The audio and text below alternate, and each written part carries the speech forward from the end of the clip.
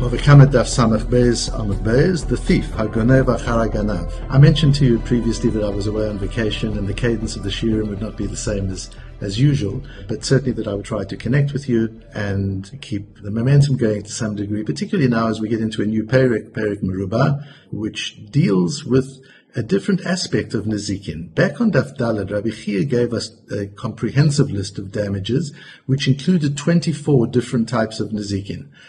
And included in that list was the ganav and the gazlan, two words we use for theft. He who steals, and the gazlan is also perhaps more so one who robs, as well as tashlume kefel ve'arba ve'chamisha, the need to pay double what you stole and the need to pay 4 times and 5 times. So we have several subsections. We have the broad category of theft. Within theft, we break that down into the ganav and the gazlan. The gazlan has to repay what he stole. The ganav has to not only repay what he stole, but he has to pay double that. So if he stole $100 worth of goods from his friend, he would have to pay back $200. If what he stole was a lamb or an ox, a source of livelihood of the other person, then he has to pay 4 times if it was a lamb, 5 times if it was an ox. And so we've got to look at these different sections, and what is the Torah trying to teach us with them? In doing so, we've got to look at the 2 primary questions that face us here. The one is, why is it that the ganav has to pay double, whereas the gazlan does not? What is the difference between a ganav and a gazlan? A ganav, as we'll see as we move into the sugya, a ganav is somebody who steals something surreptitiously. He steals it in a way which you don't even know that he's done so. A gazlan is somebody who steals in front of you, who steals shamelessly, who robs you in full vision. And yet it's the gazlan who we might think of as the greater criminal, who doesn't have to repay anything more than the item itself, whereas the ganav, the person who does it surreptitiously, does have to pay double. And the Gemara further on will tell us some of the differences between them, but let's look at it from first principles, starting with the psukim. There are a number of different verses that talk about this type of nezek. In Parshat Kedoshim, we've got lo tignovu, you're not allowed to steal. That is the issue, the prohibition. You're not allowed to steal.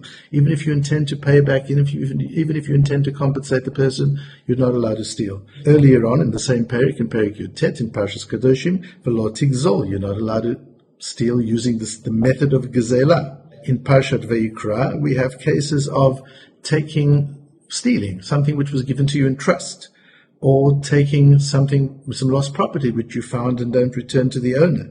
That there's an obligation to return lost property to the owner. There's an obligation to return that which you have been a guardian of to the person who entrusted you to look after it. Then in Parshat Mishpatim, we've got the din of kefel.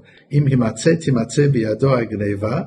If the person claims that he didn't steal it, he was given this item to look after and somebody else stole it from him, but then we find the article in his house that he in fact is the thief, then shnayim yishalim, he's got to pay double. Also in Parshat Mishpatim, if it's a ser or a shor or a ser, utevacho or mecharo, and the person not only stole the sheep or stole the ox, but he slaughtered or sold it on.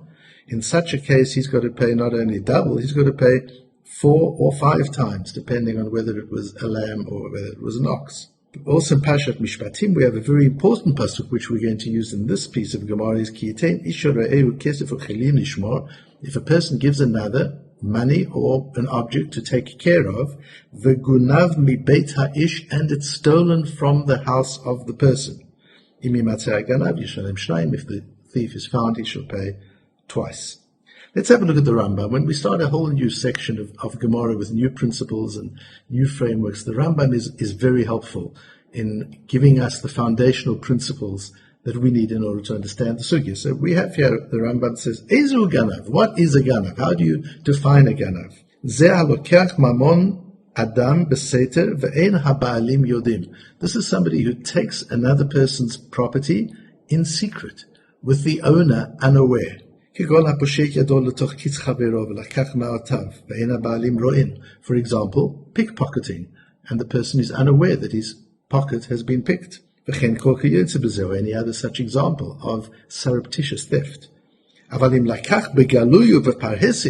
if he came up to the person and forcibly took his property off him and ran away with it, with strength, this, says the Rambam, is not called a ganav.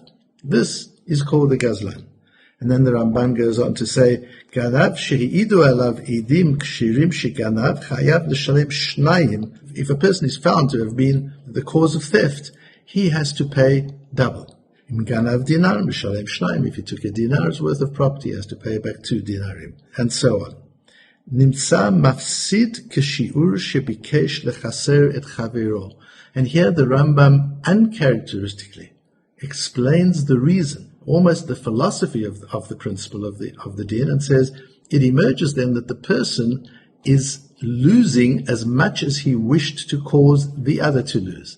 So if I steal $100 worth and I repay the $100 worth, I, the ganab, am left the same way as I was. I'm not suffering any kind of a loss. But by paying double, I'm not only returning the property which I took away from you, but I'm also suffering the same loss that I planned to cause you. And this is somehow reminiscent of the laws that we had of Edim Zomamin. If we go back to Daf Dalet, we had a Matmonim on Edim Zomamin. The idea of witnesses plotting to give false evidence or giving false evidence with the intention of incriminating another person falsely. And if that intention is not acted upon, then the din is they suffer the same loss that they plotted to cause the other to suffer. And the Rambam here uses similar language about the ganav and to why he has to pay double, implying that there is an aspect in Geneva of zomamin almost, of strategizing, of planning. This isn't just opportunistic. This is somebody who wants to make sure that he's not caught. This is somebody who wants to make sure that the owner of the property is unaware that the property is being stolen from him. If one is a gazlan and one steals the property openly, at least the owner knows who to go after, who to try and report to the police and try and recover the property from. But when a person has been a ganav and has done it surreptitiously, the owner has no idea of where to go to get the property. And so this person has planned and plotted to deprive the other of his property in a way that the other will never be aware, or will not be aware, certainly at the time, and may never be aware of who it was who took that property. And so the Torah punishes him. This is not just compensation. The compensation is returning that which you stole, or the amount that you caused the other person to lose.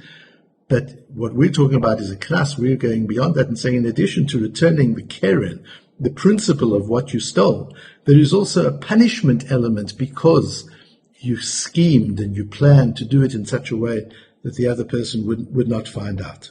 The Rambam then says in Halacha Yud Zayin, Hagonev me'acher haganav, eno meshalem tashlumi kefel. If you steal from another person who is himself a thief, so A steals from B and C steals from A, he steals from the thief himself. What is the din then? Now, clearly, the money would have to be restored to the original owner for all sorts of different reasons. But does he have to pay kefil?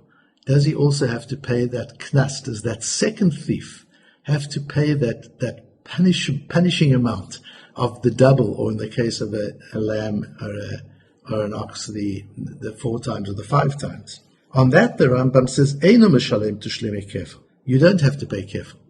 Because, he says, firstly, the animal doesn't belong to the person from whom you stole it. And you don't have to pay the original person from whom it was stolen, because it wasn't taken from his reshut. You didn't take it from his possession. And that's what constitutes theft, says the Rambam. Theft is taking something away from somebody else, taking it out of his possession. And in this case, you didn't take it out of his possession. It was already taken out of his possession. And so you don't have to pay the kefil. This idea comes from our Mishnah on Daf Samach Bet Amud Bet, the opening Mishnah of Perek Merubah, where the Mishnah says, in talking about some of the differences between the payment of kefel, double, and the payment of dalet v'hei, the payment of 4 or 5 times the amount. At the end of the Mishnah it says, Eno chayav l'shalem hakefel or arba v'chamisha. In a case where somebody has stolen from another thief, you don't have to pay the double or the 4 times and 5 times, because you didn't steal it from the possession of the original owner. And Rashi says that is because there is a pasuk that we have, and we saw that earlier, Vegunav mi beit ha'ish. The Torah says the laws of kefil apply when you steal from the house, from the possession of the other man. V'lo mi beit haganav. Not if you've stolen the item from a man who didn't own the item in the first place, who had stolen the item in the first place. You're only a ganav who has to pay kefil if you stole it from the other person's possession. And the Or Sameach says quite clearly, Or Sameach is this amazing perush on the Rambam, written by Rabbi Simcha, the Rav of Dvinsk, who died just before the Second World War. And Rabbi Simcha writes that in this case, it's not that he's not a thief. Im ganav min haganav gam ken nikra ganav legabi hakeren. He's still a thief and has to return the original property. He's considered a thief. He has transgressed the prohibition of lo tignov. It's only that as far as the laws of payment are concerned, directly inyan kefil, it's ma'et gonev min haganav. Just the payment of kefil doesn't apply. That is specifically if you took it out of the possession of the first person. But if the first person had already lost possession of the item and then you stole it, that act of theft, while you're still a thief, does not obligate you to pay the double. For the reasons that the Rambam said. The reasons the Rambam said you pay double is because you planned to cause the other person a loss of, let's say, $100. But in this case, you didn't plan to cause him that loss. He had already lost the $100. And therefore, the law of kefil does not apply. The Tosfot Chadashim, which is written on the Mishnah, asks that this pasuk, this verse which Rashi brings, the gunav mi beit ha'isha, is stolen from the property, from the possession of the man, makes sense with respect to kefil, because that's what the verse is talking about. If this was stolen from the property of the man, then kefil does not have to be paid. But where does it say anything about not having to be paid dalet v'hei? If you stole a sheep, a lamb, or you stole an ox, surely you should still have to pay 4 or 5 times, because this verse does not talk about the case of 4 or 5 times. And that really is understandable more if we go the view of the K'tzot HaChoshen, which is different from the Or Sameach and is quite revolutionary. The K'tzot HaChoshen says this is not just a case of not paying kefil. This is not just a din in kefil. This law that if you ganav min haganav, if you've stolen from another thief, you don't have to pay kefil, it's not a law of payments. It's a law that defines the essence of the thief. When you steal from another thief, you have not been over lo tignov, the K'tzos HaChoshen says in Siman Lamed Dalet Sivkot and Gimel, lo avar hashini mishum lo tignov, or mishum lo tigzol. That second person has not committed that Aveirah. Yes, he's got to return the property because it doesn't belong to him. He's got to return it to the original owner because that's who it belongs to. But he himself is not classified as a ganav, as a thief, because he didn't take it from somebody who had possession of it. The owner did not have possession. The person from whom he took it was not the owner. The owner had already lost possession, and therefore this activity of taking it away from the thief is not an activity of geneva.